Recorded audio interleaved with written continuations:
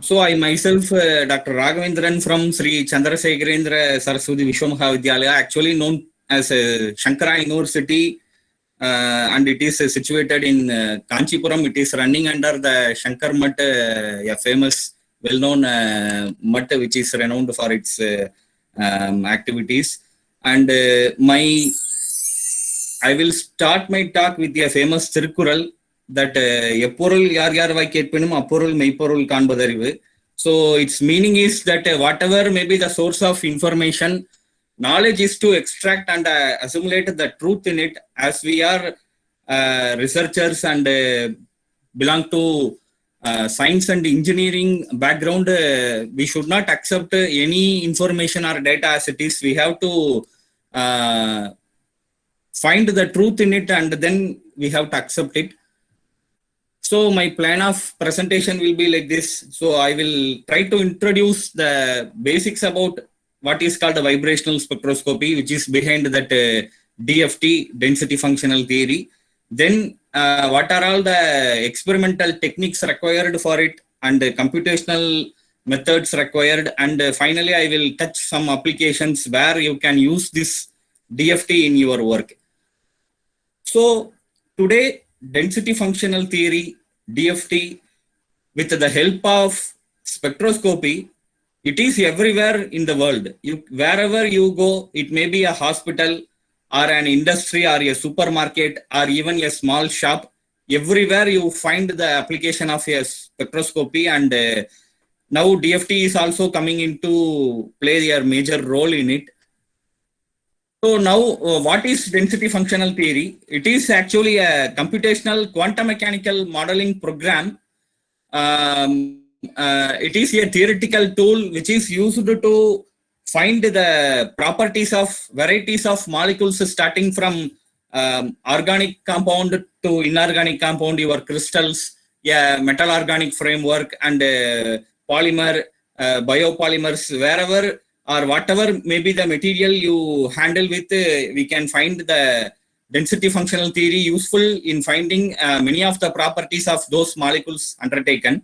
And the advantage of density functional theory over the classical method is that initially what we consider in our classical theories or old theories is that if you have a molecular system where n number of electrons are available, individual electrons will be considered and their wave functions are to be taken. Some set of equations were to be framed, and after solving those equations, we will be getting the properties of those molecules.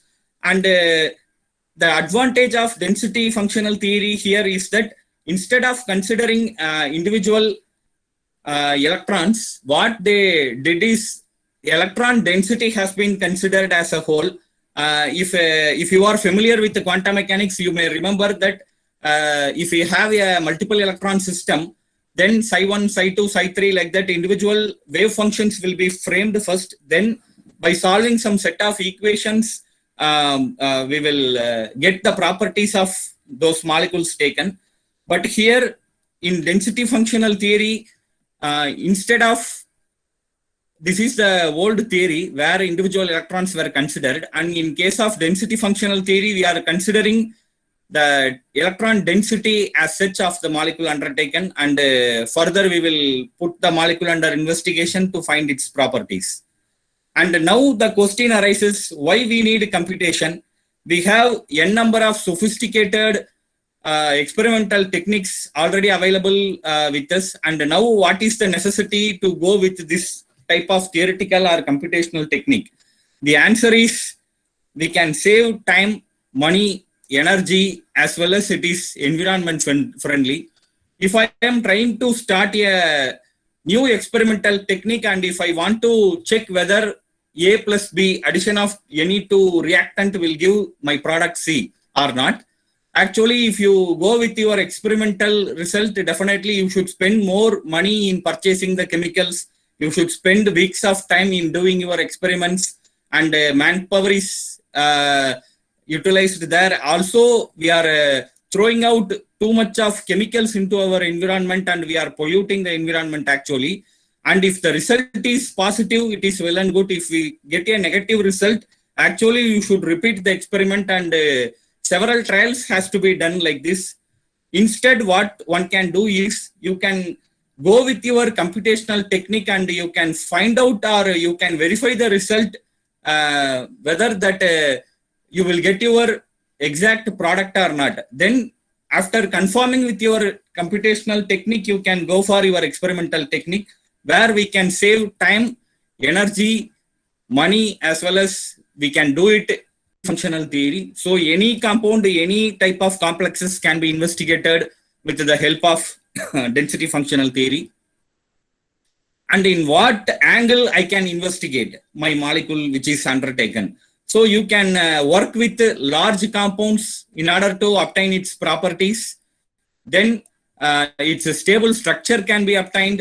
Then if you are having a parent derivative and a substituting effect, if you want to investigate energy gap, band gap tuning can be done with the help of density functional theory.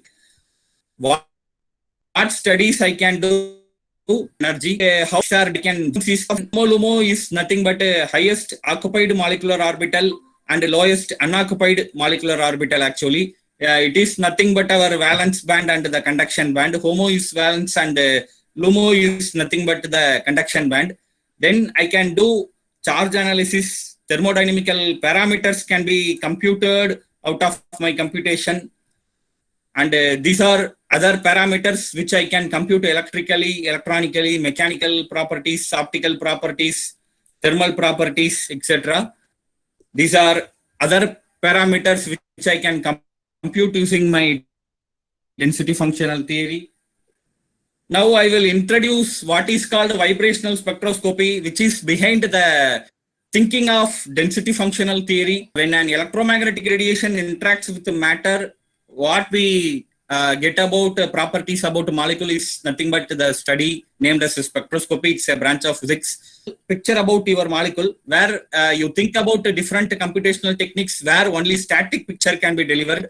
But here, vibrational or dynamical properties about the molecule can be computed from the density functional theory. And it is very helpful in finding the structure of unknown compounds. Also, you can investigate inter and intramolecular forces, that is, force between two different molecules or force which is within a single molecule. The advantages of vibrational spectroscopy is here. You can find the frequencies. Also, you can calculate Raman and IR intensities from it. It is highly accurate, and blindly you can accept and you can put your molecule under density functional theory. So when we talk about vibrational spectroscopy, vibrations come into our mind. And when you take a molecule and you subject it to some electromagnetic radiation like infrared or Raman or UV visible. So when it is put into some infrared or less than that, if we take any electromagnetic spectrum and your molecule is if subjected into it, we can find stretching and bending takes place in the molecule, and we call it as normal mode vibration of a molecule. You can see here it is called stretching, and this is nothing but a bending vibration. And we have out of plane or deformation modes also. And the foremost important experimental parameter we look into for comparison with our computational result is FTR or infrared or IR spectroscopy. And all molecules will not absorb IR radiations. Only certain molecules which possess change in dipole moment alone will absorb the IR radiations which is passed through it. And it depends on masses of atoms present in your molecule, strength of the bond which is denoted by spring constant K, also the arrangement of atoms within that molecule. And here goes the selection rule for infrared spectroscopy. So we need a molecule where there is a change in dipole moment present. The next most is Raman spectroscopy, and Again, it is a complementary tool to IR spectroscopy. So those peaks are those vibrational modes which are not observed by infrared can be observed through Raman spectroscopy. And here the selection rule is that your molecule should be a polarizable molecule, and it should have change in polarizability actually. Then electronic spectrum or UV visible spectrum, ultraviolet visible spectrum, and it lies within the range of like 200 nanometers to 800 nanometer. So once if you pass UV visible radiation into your molecule, then atoms will start exciting from ground state to exciting state actually. So that is the speciality of UV visible, and where you can see the electronic transitions also. And these are the three experimental technique or experimental tools we required to in order to have comparison with or in order to prove whether the theoretically obtained results were how far it is accurate. So now I will touch on the computational tools what we can use for our density functional theory. So it is a, as I said, it is a quantum mechanical method, and it is useful in predicting electronic and molecular structure of systems. It is actually very popular and user-friendly tool to investigate. And as I said, many electron functions were replaced by electron density in case of density functional theory. So now if I am a beginner and if I am going to work on density functional theory, what I have to do is, first I should be clear with my molecular system, and I should have a thorough knowledge about what is the electronic arrangement, how many electrons are there in my system, how many atoms are there and how they are oriented, and whether my atoms are bulky or they are having less atomic number. Like that I should have some basic ideas. So what we can do is, there are plenty of softwares available, and what I am going to focus in my talk is completely Gaussian, which is a paid software, a paid tool actually. There are free softwares also available in the market. You can work on it. And actually, we have to choose two things here in working with Gaussian in order to do my density functional theory studies. Firstly, I have to choose a proper method, then basis set. But both should be based on the electronic arrangement of my molecule taken. And here I have listed out some of the DFT methods and basis sets that one can work on. So what is the role of the computational tools we are going to handle with the density functional theory is that we can calculate vibrational frequencies, intensities, and normal mode of vibrations can be done. Then, as I said, theoretical spectra can be generated using density functional theory. So here, density functional theory or any computational method, if you take and if you try to predict the property of the molecule, for example, I will take frequencies or wave numbers that I am going to compute. Actually, definitely there will be a variation between the experimentally obtained spectrum or wave number or vibration and the theoretically predicted spectrum, because experimental thing is done in a solid state, solid phase, and here computational thing is done basically in gas phase. So definitely there will be a overestimation in computation, and it is due to as I said, that method and basis its incompleteness. So there will be definitely overestimation and unharmonicity that can be overcome by doing some sort of scaling actually. So here, for doing this scaling on theoretically computed vibrational wave numbers, we have a tool called Malvib or Veda. Like that, many tools are available to do scaling and to match my theoretical spectrum with the experimental spectrum. So I will list out various theoretical methods available here. As you know, basically they depends on classical and quantum mechanics, and we focus majorly on quantum mechanics as it is the good tool in predicting the properties of many of the systems. And in that we concentrate on this AB initio method and density functional theory. And it is the most famous theory and also a very good theory in finding good properties or finding the properties accurately about any of the system taken. And this is the flowchart for how one can do vibrational analysis using density functional theory. So initially you take your compound, approximately we need a actually it can be a 2D structure or 3D structure.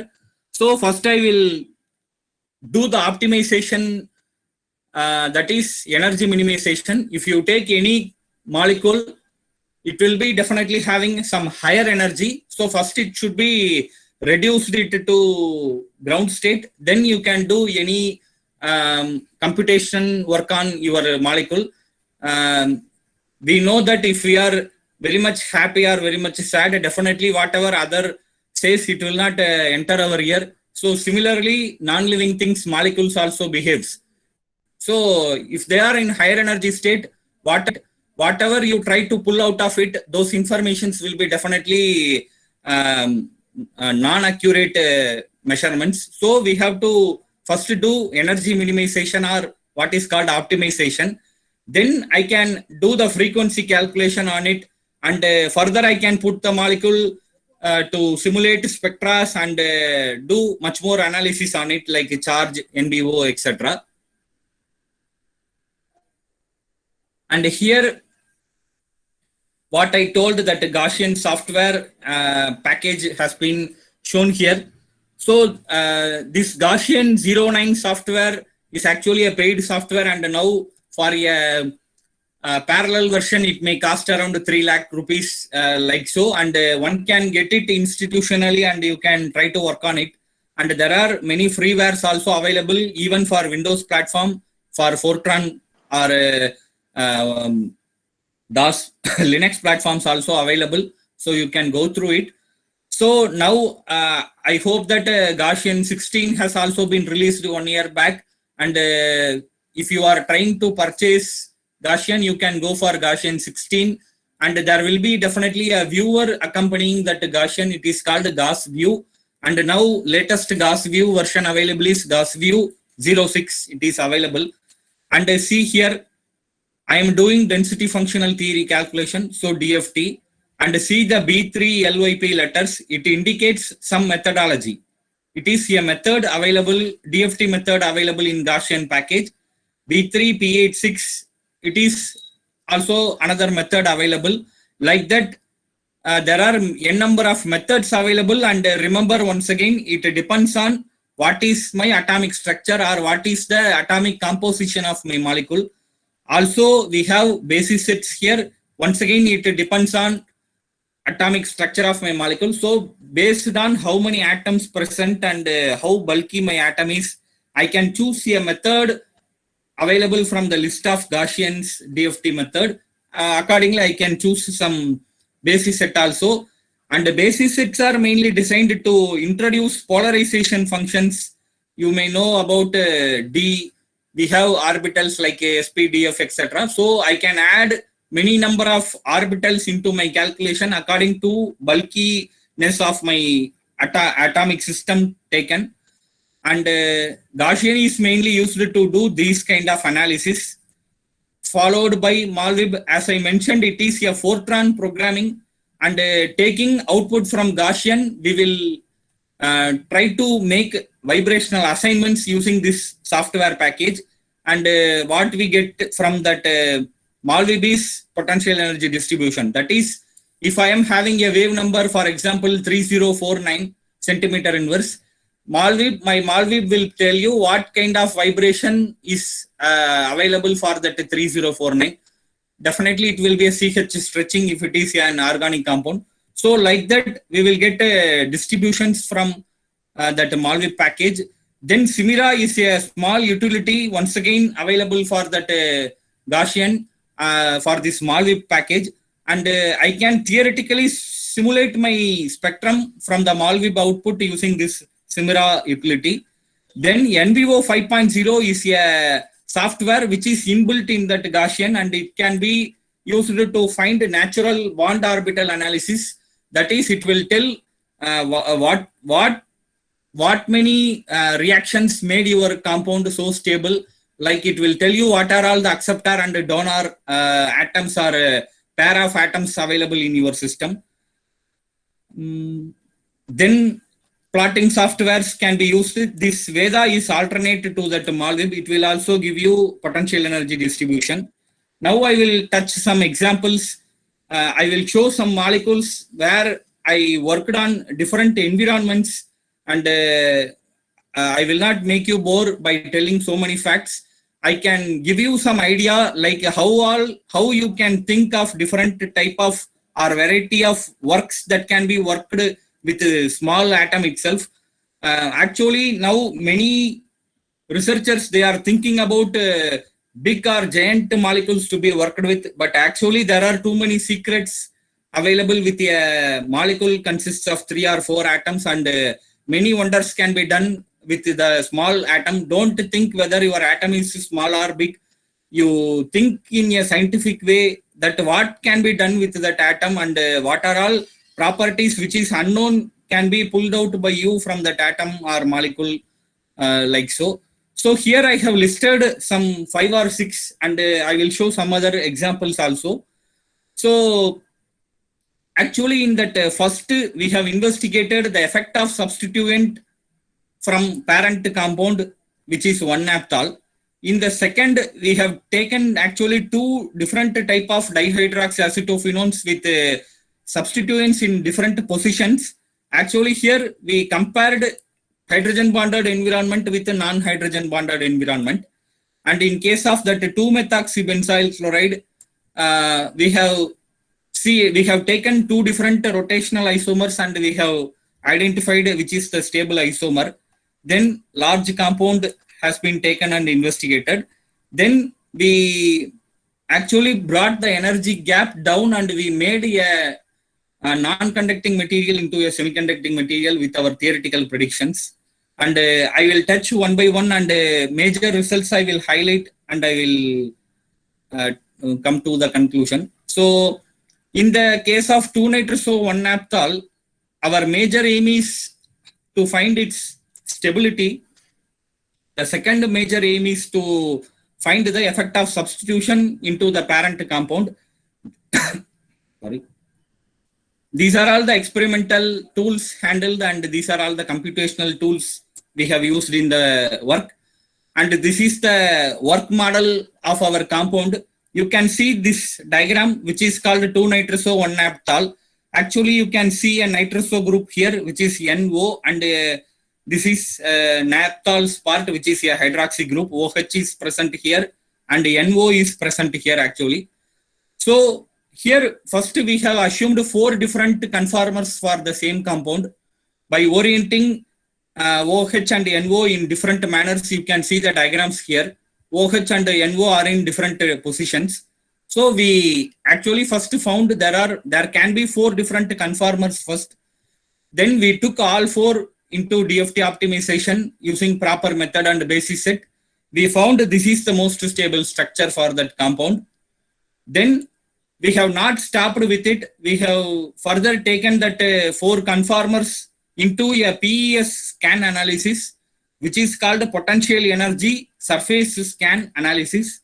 And you can do it by rotating your functional group from 0 degree to 360 degree with a step increase of 10.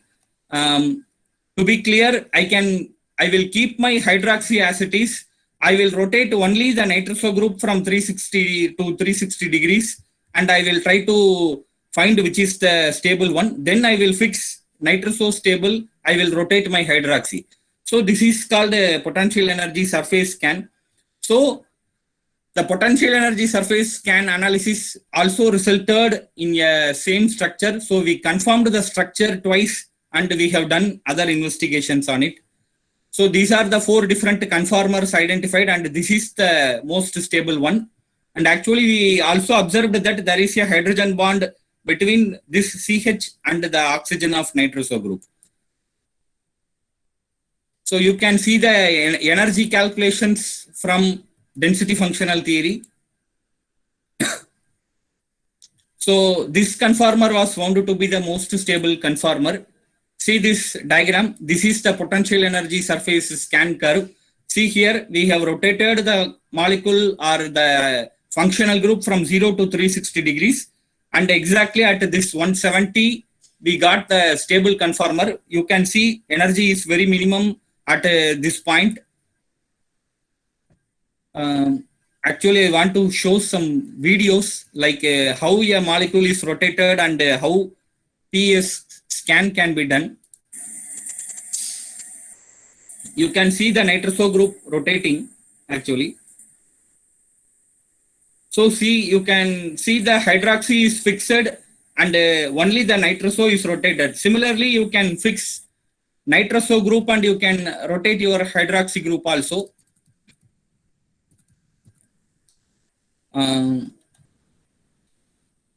So we have found elongation or shortening bond lengths due to the bulkier atoms present. You can see these bond lengths were elongated, which results in redshift of vibrational wave numbers also. As I told, we have observed a formation of hydrogen bond here also within the CH and between that nitroso group. And this result is published in spectroscopy letters in 2016. You can see the comparison between parent derivative, which is 1-naphthol, and 2-nitroso 1-naphthol, which is produced now. You can see the variation of bond length here. Bond angles were listed here. So, as I told, when there is a shift in bond length or bond angle, definitely it will reflect in wave numbers also. So, we have seen increase in CH wave number. Actually, CH stretching will be around 3100 to 3000 centimeter inverse. You can see the shift here. So it is blue shifted to 3123 centimeter inverse actually. So mostly what we observe is red shift actually. There will be decrease in wave number and only for CH there will be increase in wave number. So which is also observed here. So you can see the combined IR spectrum here. This is experimental one and this is theoretical one. So we almost matched, we have got a very good comparison or match between experimental and theoretical results. This is combined experimental and theoretical Raman spectrum. You can see the UV visible results also. Here it shows experimental results and here calculation results. And the main application of DFT for UV analysis is like this. You can find your application also. From where, which orbital to which orbital a jump of electron happens and which contributes this emission or absorption in case of UV visible or fluorescent spectrum can be exactly identified with the help of DFT tool. And this is the UV visible spectrum what we obtained theoretically and computationally. And this is what about energy gap or band gap of a molecule. This is your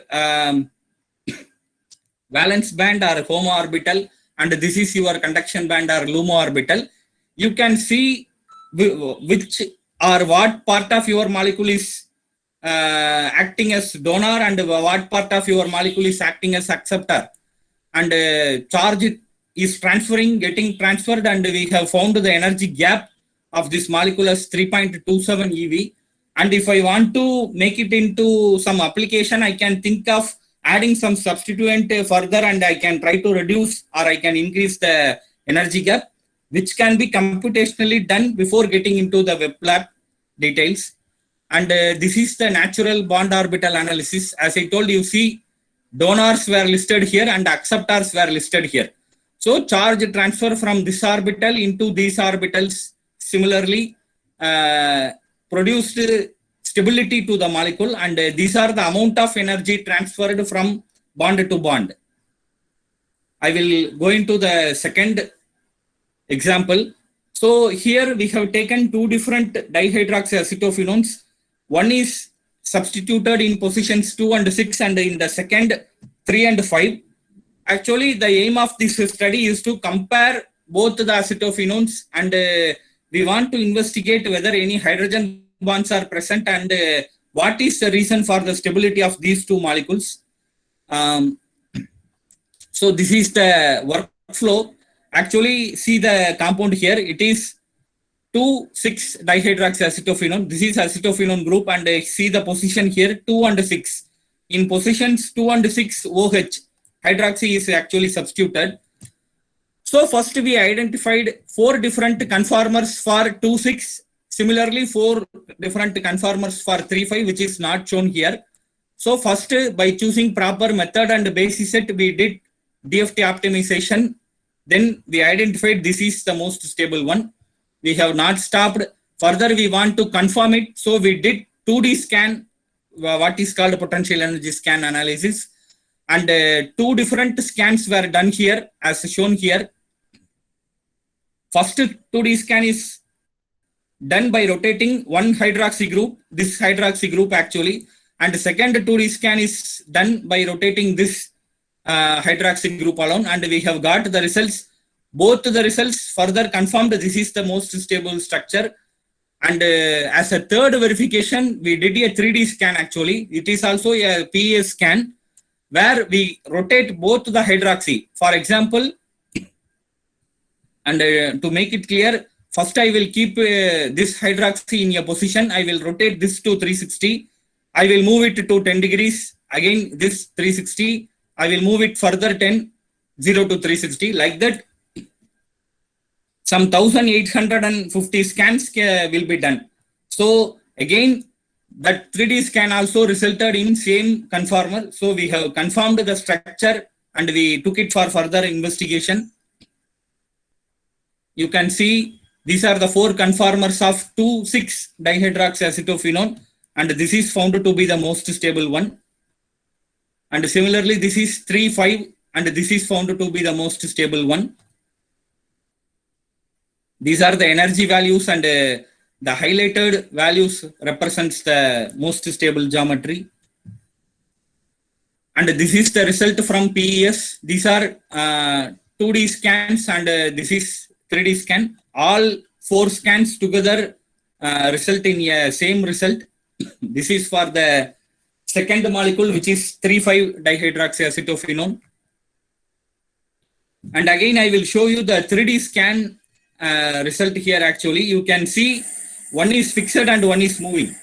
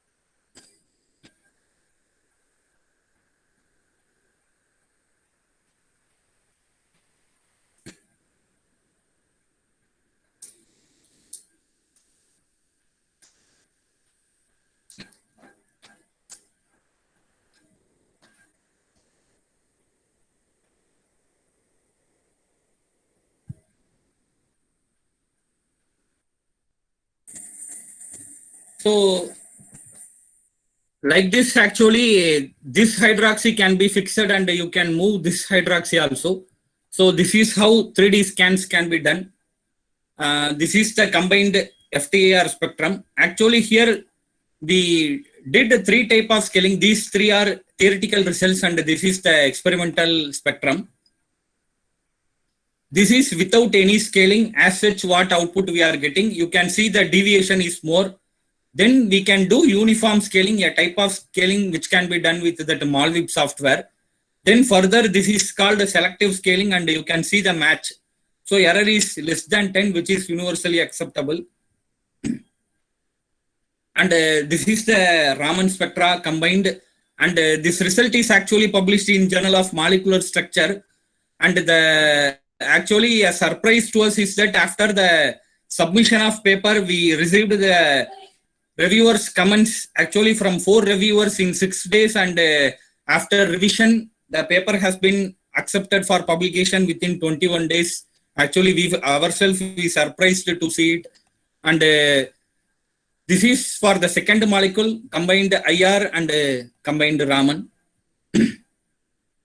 So now we observed that there is a hydrogen bond present in that 2,6 environment, and there is no hydrogen bond in the 3,5 environment actually. So you can see the image here where you can see the hydrogen bond present between this hydroxy group and the carbonyl group, C double bond O group present here. And it is actually so strong because you can see the OH stretching here. Basically, OH stretching will be around 3,500 to 3,200 centimeter inverse. But we are surprised that it is reduced to less than 3,000 and it is observed at 2,936 centimeter inverse actually. So it is a very good result and it was a new finding also. So similarly, UV results were also predicted here for both the compounds. UV spectrum for both the compounds were shown here. And see the energy gap values, what we found for the both the compounds. And when comparing between both the compounds, we actually found that 2,6 is having less energy gap compared to 3,5 molecule. These are that in vivo analysis what we have done. I skip it. Nothing is there to discuss. Then coming to this 2-methoxybenzyl chloride, here we have taken a different environment in order to investigate rotational isomers of the compound, which is called S-cis and S-trans form. Another important objective of this work is we have taken 2 different methodologies from DFT, 4 different basis sets from DFT, and we've performed around some 32 different type of DFT calculations for this compound specifically. So the workflow or flow chart is like this. So we have taken 2-methoxybenzyl chloride, we identified 2 conformers, and again in each cis and trans form we identified there can be 4 different forms actually.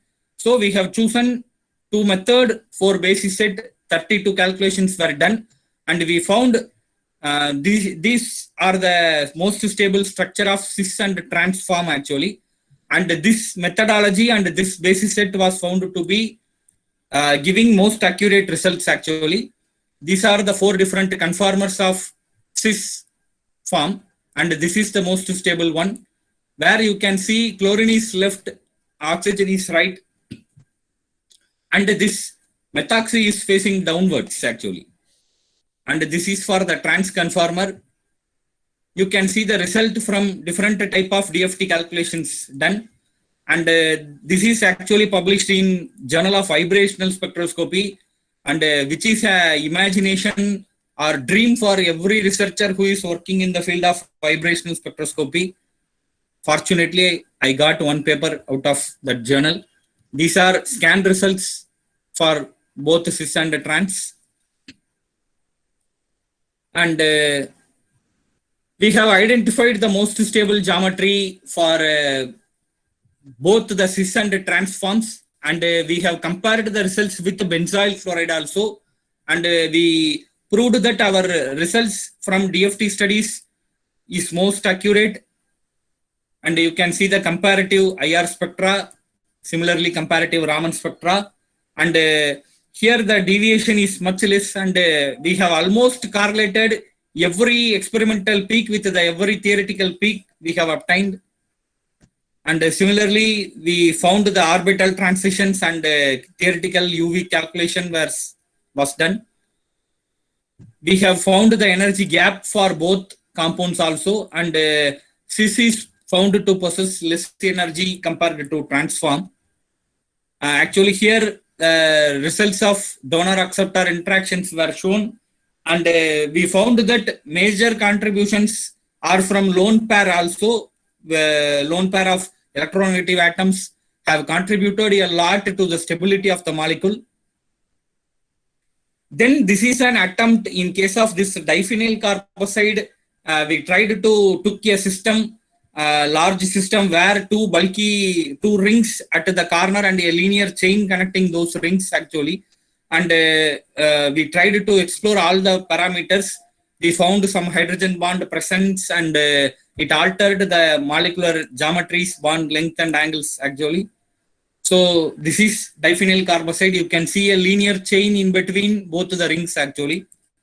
And major aim of taking this compound is that it is a very good metal absorber from industrial effluents. Actually, we communicated this result to industries and they have tried, and now they communicated to us that they are utilizing this to extract heavy metals like lead or heavy metals from industrial effluents actually.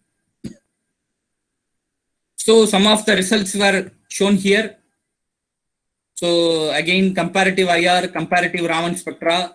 Again, the energy gap of this molecule is found to be almost 5.77, which shows it is highly stable molecule.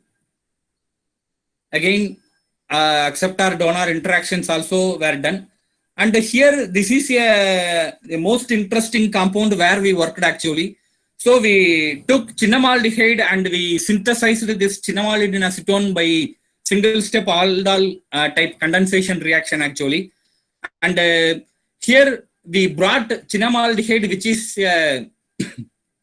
having energy gap greater than semiconductors, and we reduced the energy gap actually, and now we made it as a semiconducting material. So a tuning of band gap or energy gap was done by us computationally. Also, after our computational result, we synthesized that compound, and through our experimental results also we proved it. So first cinnamolidine acetone is prepared, and experimentally it was confirmed with many tools, and we found that there are many cis transforms exists for that cinnamolidine acetone, and by DFT results we confirmed it. And this is the synthesis procedure simply explained with diagrammatically, and our NMR results, which is no more required. And you can see the different forms here. You can see the shape modulation due to cis and trans conformer. And this is found to be the most stable conformer where we found all transform. And energy table is also shown here. Comparative IR, comparative Raman, comparative UV. I am skipping the results as I have some more important slides to show. So you can see the energy gap obtained for that cinnamolidine acetone synthesized, and you can compare it with the cinnamaldehyde. It is actually 4.6 and we reduced it to 3.8. So before experimental, we actually done the DFT and we have confirmed it. Then we did cinnamalidine acetone, synthesized it, and we have done DFT calculations. So as usual, orbital transitions were done. So this is the overall result or flowchart I can tell you.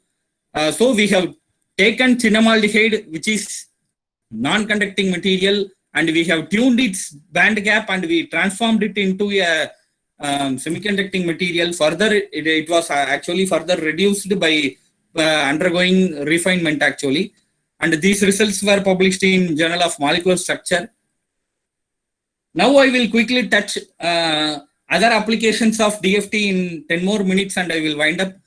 So actually, apart from organic, inorganic compounds, you can use your density functional theory into thin films what you are preparing, like solar cell applications.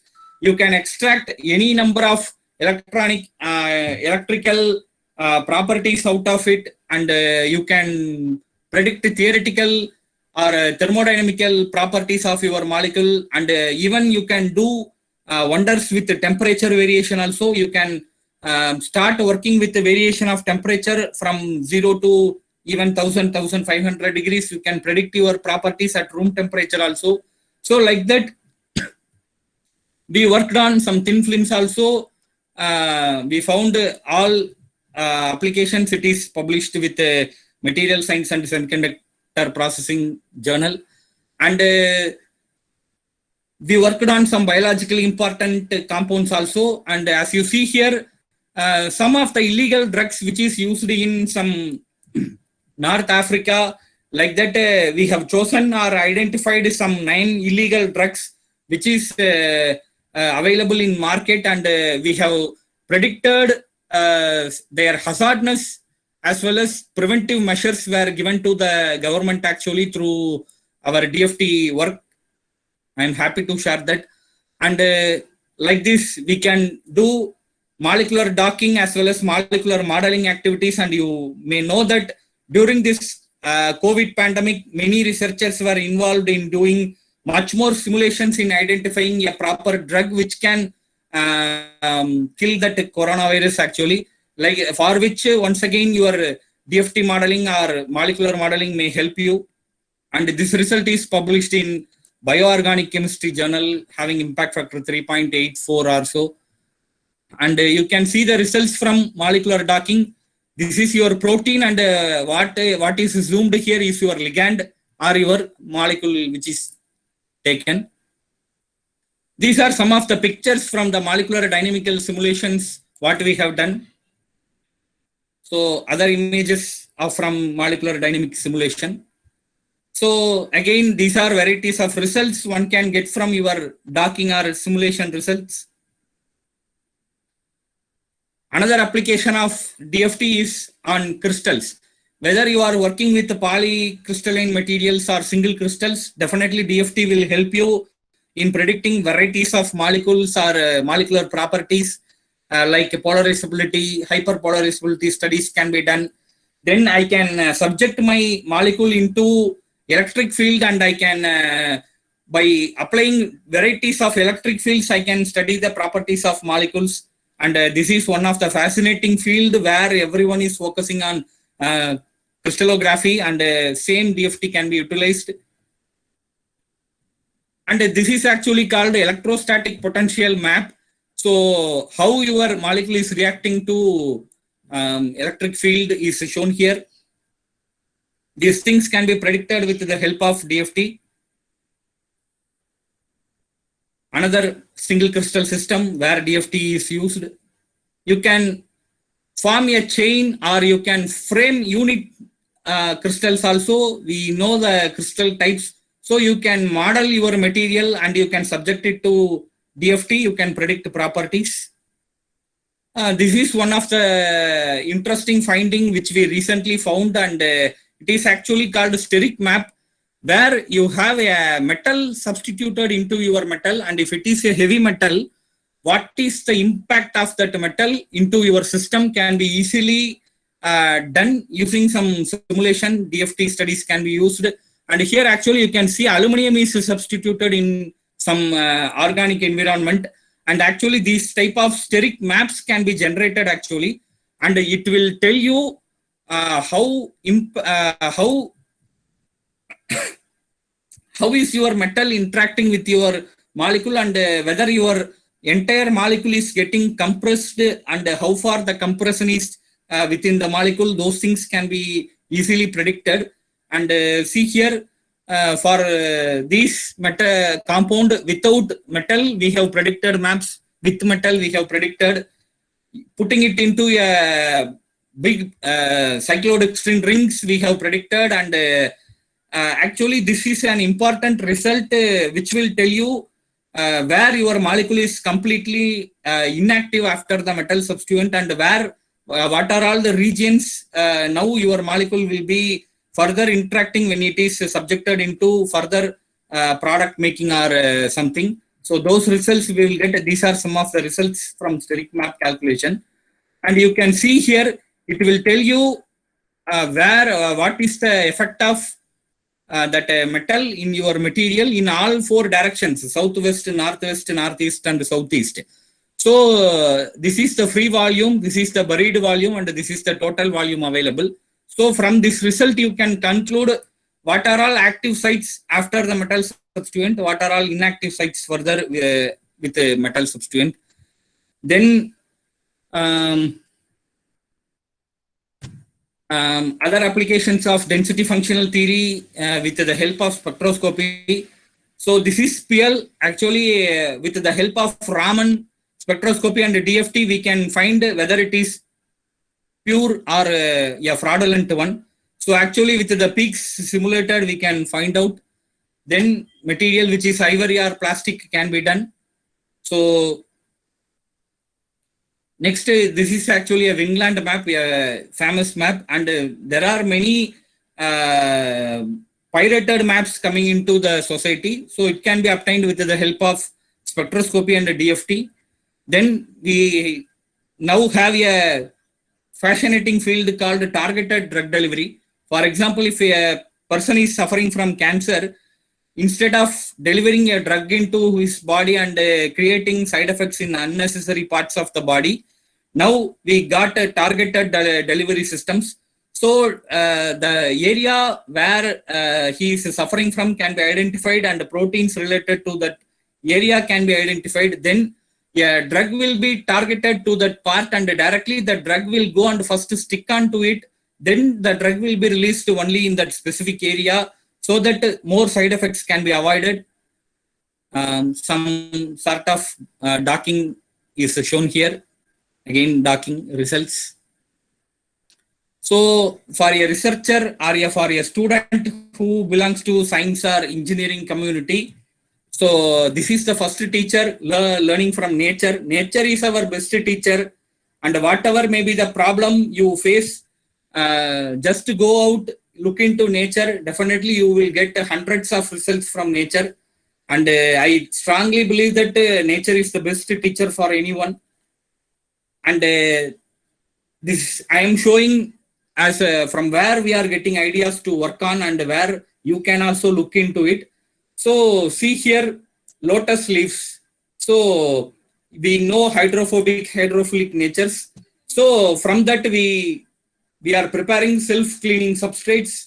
Then mechanical properties. From the strong hands, we are getting ideas for working with preparing of hard materials to work with. Then colors, see peacock, butterfly, and different insects. Now we can think of preparing a single material which can show multiple emission or fluorescing colors. Then similarly, optical properties, a housefly can see kilometers apart. So on seeing that, we are designing highly clarity lenses or highly magnifying lenses actually. So same examples were shown here. So for that hydrophilic nature, we are seeing how the leaves are arranged actually.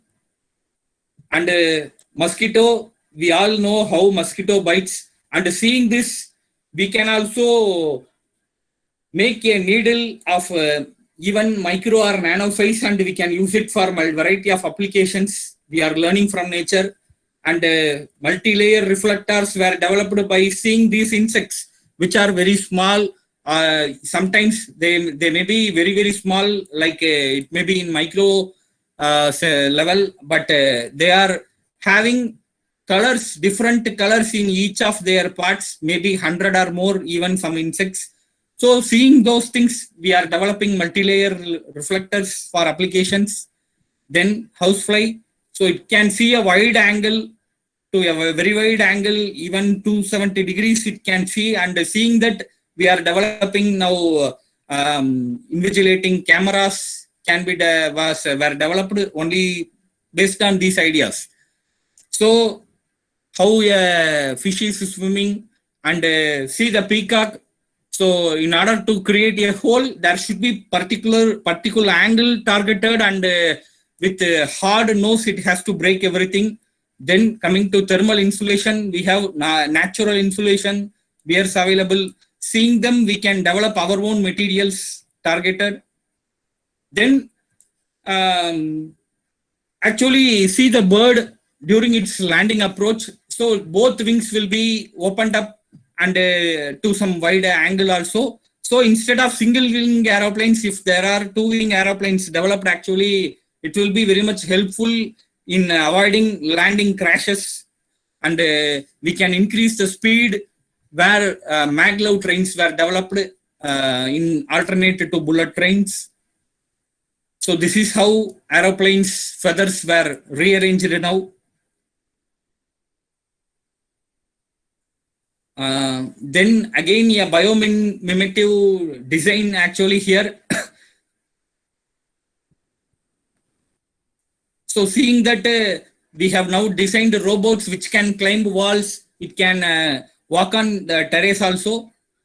So yeah, different and nature's special creation. See the length of the neck of the giraffe actually. It's too long actually, and it should have a very high mechanism, like it should have a very high pump in order to pull water from its mouth into its stomach. Actually, it should be a very high mechanism inside. And the snail, it teaches, it has both glue as well as lubricant. It sticks, it simultaneously moves actually. So my summary looks like this. So DFT is a computational technique and based on quantum mechanics. One can use it to predict variety of properties into variety of molecules actually.